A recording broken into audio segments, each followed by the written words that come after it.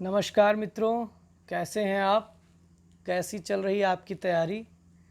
Corona काल में काम की व्यस्तता की वजह से समय नहीं मिला वीडियो बनाने का और ऐसे कुछ महत्वपूर्ण टॉपिक भी सामने नहीं आ पाए जिस पे मैं वीडियो बना पाता, परंतु आज अचानक से एक ऐसा टॉपिक सामने आ गया। आज दिनांक 14 जून 2020 को हमारे बीच में से एक शानदार अभिनेता जिन्होंने खुदकुशी करके अपनी जान दे दी।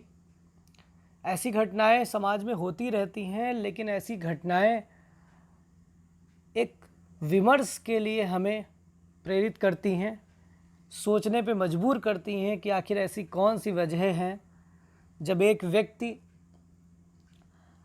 अपने सबसे कीमती जीवन को छोड़ने के बारे में फ़ैसला कर लेता है। कौन सी ऐसी चीज़ें हो सकती हैं, और सबसे बड़ा आघात तब पहुंचता है जब समाज में सेलिब्रिटी कहलाने वाले समाज के सबसे एलीट क्लास के लोगों द्वारा इस प्रकार के डिसीजंस लिए जाते हैं। और तब यह ज़रूर प्रतीत होता है कि आखिर ऐसे कौन से कारक हैं जो आत्महत्या जैसी घटनाओं को जन्म देते हैं। तो आइए मित्रों, देखते हैं, इस पर स्टडी करते हैं। हाल ही में अभी एक मूवी आई थी छिछोरे, जिसमें ये मैसेज दिया गया था कि आत्महत्या न करके जीवन के संघर्षों को स्वीकारिए, उनसे लड़िए, उनसे जीतिए।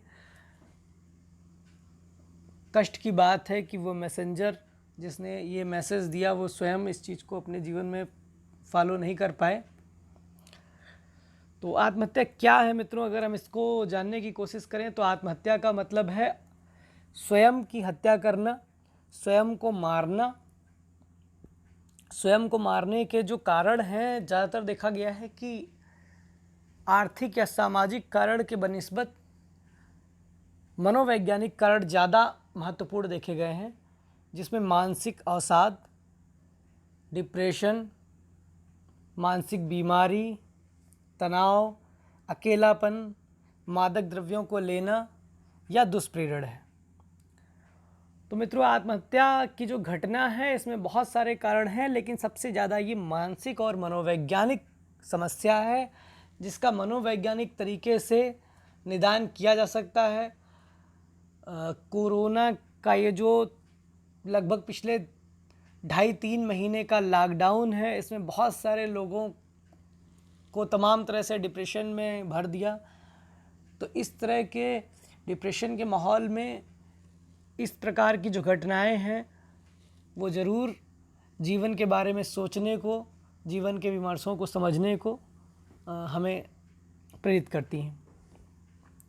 मित्रों, अगर हम देखें तो आत्महत्या के बारे में भारतीय दंड संहिता की धारा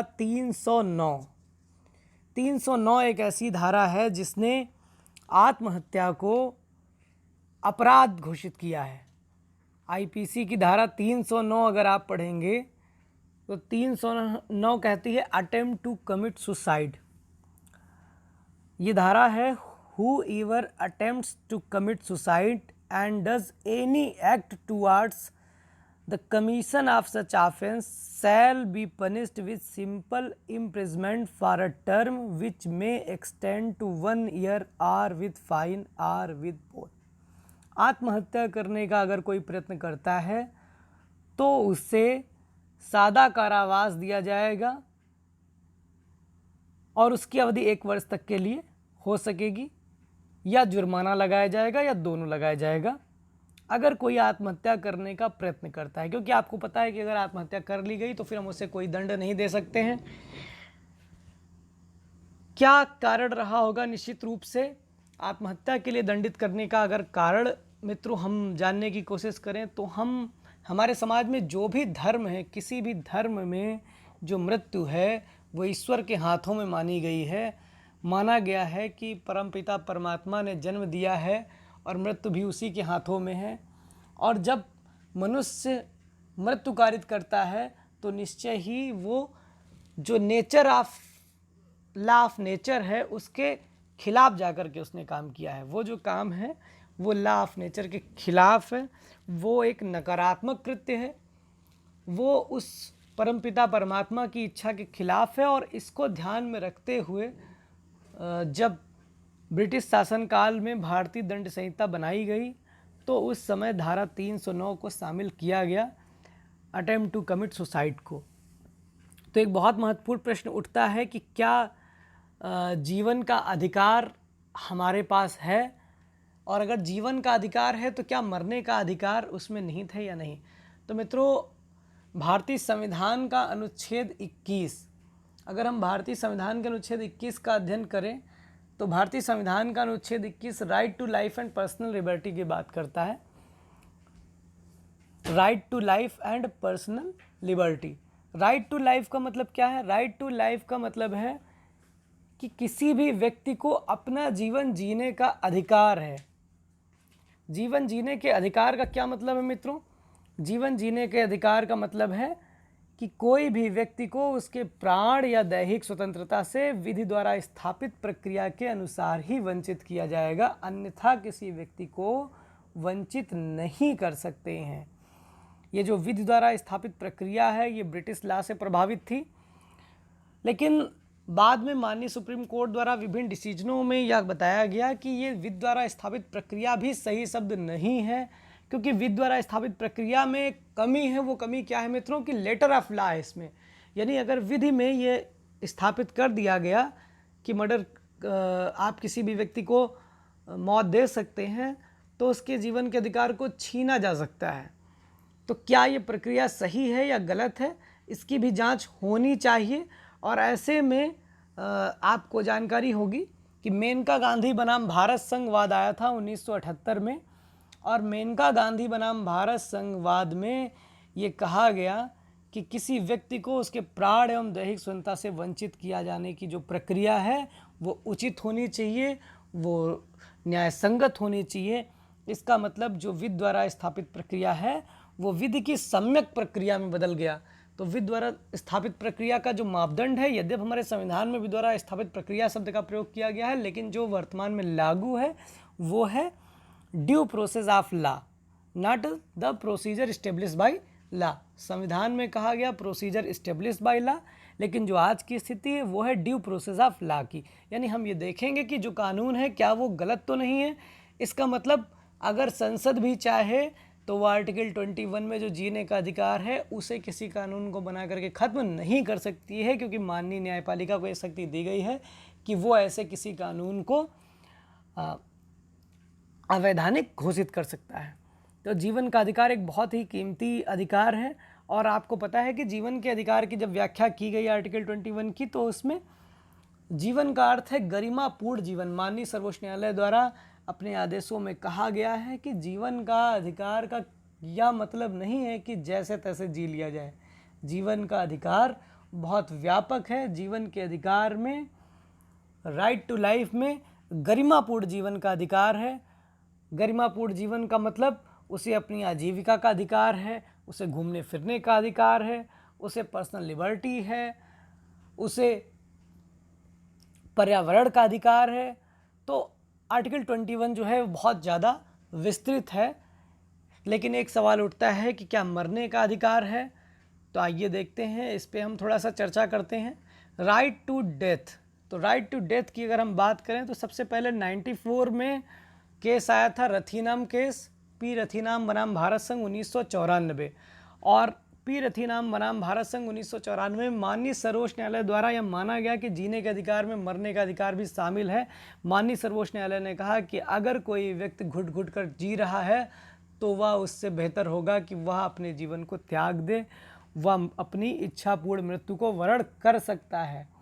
निश्चित रूप से इच्छा मृत्यु को देखते हुए ये एक बहुत ही महत्वपूर्ण डिसीजन था, लेकिन मित्रों ये डिसीजन उचित नहीं कहा जा सकता है, क्योंकि जो आपने देखा होगा जेस मिल ने कहा था, जेस मिल ने कहा था कि अगर कोई पुल टूटा हुआ है और कोई व्यक्ति यह जानते हुए कि पुल टूटा हुआ है और उस पर जा रहा है, और मुझे पता है कि पुल टूटा हुआ है और उस टूटे हुए पुल पर जाने से वो व्यक्ति मर सकता है, उसे चोट लग सकती है, तो मुझे उसे बचाना चाहिए, क्योंकि नैतिकता यही है, न्याय यही है कि उसे पता नहीं है कि उसके जीवन को कितना बड़ा खतरा है, या यदि उसे पता भी है तो भी मुझे उसकी रक्षा करनी चाहिए।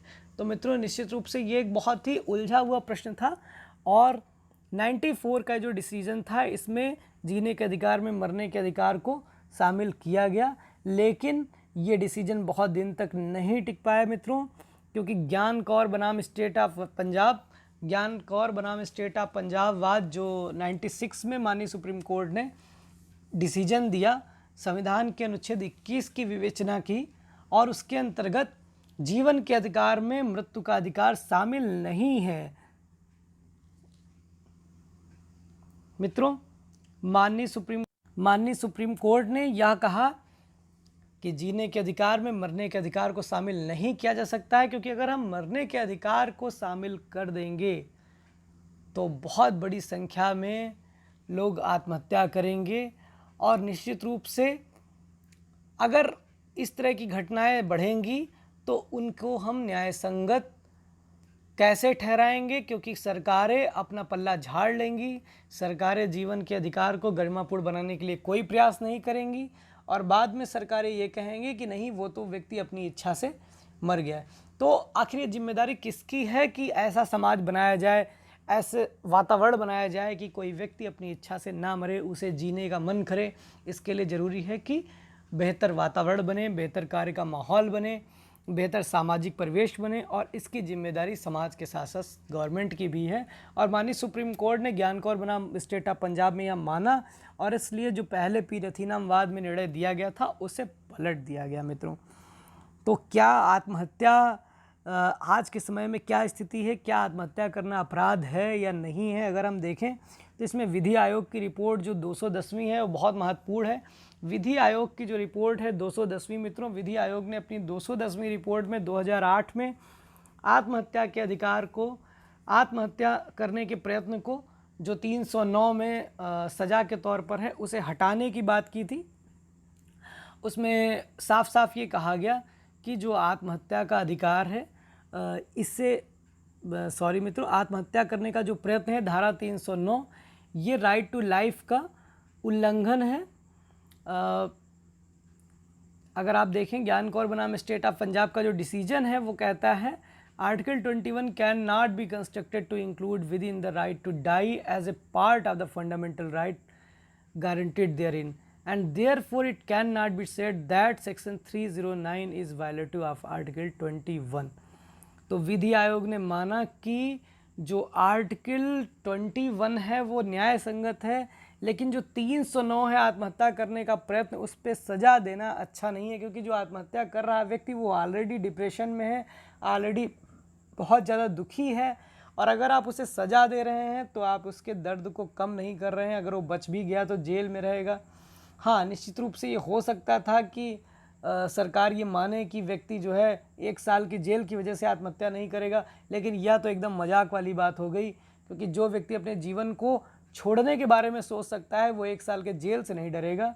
इसलिए इस प्रकार के आर्टिकल का कोई मतलब नहीं था मित्रों, और इसलिए विधि आयोग ने जो अपनी रिपोर्ट 210वीं रिपोर्ट और उसमें इसको हटाने की अनुशंसा की, और माननीय प्रधानमंत्री जी नरेंद्र मोदी जी की सरकार द्वारा स्वास्थ्य एवं पर्यावरण मंत्रालय की अधिसूचना के माध्यम से धारा 309 को निष्प्रभावी किया गया है। तो वर्तमान स्थिति क्या है मित्रों? वर्तमान स्थिति में धारा 309 अगर आत्महत्या करने का कोई प्रयत्न करता है, आत्महत्या कारित नहीं होती है तो उसे सज़ा नहीं दी जाती है, बल्कि 306 वर्तमान में जो है वो प्रभावी है। 306 देखते हैं क्या है मित्रों? 306 है आत्महत्या का दुष्प्रेरण, एबेटमेंट ऑफ सुसाइड। यदि कोई व्यक्ति आत्महत्या करे तो जो कोई ऐसी आत्महत्या का दुष्प्रेरण करेगा वह दोनों में से किसी भांति के कारावास से, जिसकी अवधि 10 वर्ष तक हो सकेगी, दंडित किया जाएगा और जुर्माने से भी दंडनीय होगा। तो मित्रों, आप जानते हैं दुष्प्रेरण का मतलब होता है कि किसी व्यक्ति को गलत चीज़ के लिए प्रेरणा देना। तो अगर किसी व्यक्ति ने आत्महत्या कारित की है और कोई व्यक्ति दोषी पाया जाता है कि उस व्यक्ति ने उसको प्रेरणा दी, गलत तरीके से उसको मोटिवेट किया आत्महत्या करने के लिए, तो ऐसे में उसको 10 साल तक की सज़ा हो सकती है। तो मतलब निश्चित रूप से ये बहुत ही सराहनीय कदम है। तो आज जो घटना हुई है वो एक बहुत ही दुखद घटना है। इस तरह की घटनाएं समाज में नहीं हो, हमें इसका प्रयास करना चाहिए। अपने घर परिवार, अपने आसपास के लोगों की केयर करनी चाहिए, अपने से छोटों की केयर करनी चाहिए, अपने से बड़ों की केयर करनी चाहिए, अपने से मित्रों का ख्याल रखना चाहिए, अपने करीबियों का ख्याल रखना चाहिए। और यदि कोई व्यक्ति ऐसे डिप्रेशन में जा सकता है तो आप पहले से उससे बातें करें, उसको समझें, इस तरह की घटनाओं को ना होने दें। आज जो घटना हुई वो बहुत ही दुखद है और हम नहीं चाहेंगे कि ऐसी घटना हो। और अगर इस घटना के पीछे किसी दुष्प्रेरण हो किसी व्यक्ति का, तो भारतीय दंड संहिता के अनुच्छेद 306 के अंतर्गत वो दोषी पाया जाए तो उसे सज़ा हो, लंबी से लंबी सज़ा हो, यही हम ईश्वर से प्रार्थना करेंगे। और आप सभी लोगों को इस लॉकडाउन की अवधि में मैं यही कहूँगा कि न रहो न निराश करो, मन को कुछ काम करो, कुछ काम करो, जग में रहकर कुछ नाम करो। तो निराश नहीं होना है मित्रों, कंपटीशन टफ है, लगे रहना है, फिर अच्छे दिन आएंगे, हम फिर लगेंगे। हमारी परीक्षाओं की वैसे भी लोक सेवा आयोग उत्तर प्रदेश द्वारा परीक्षाओं की तिथियां घोषित कर दी गई हैं, संघ लोक सेवा आयोग द्वारा भी परीक्षाओं की तिथियां घोषित कर दी गई हैं। तो आप सभी लोग लगे रहिए अपने लक्ष्य की ओर और निश्चित रूप से आप लक्ष्य की ओर बढ़ेंगे। Thank you very much.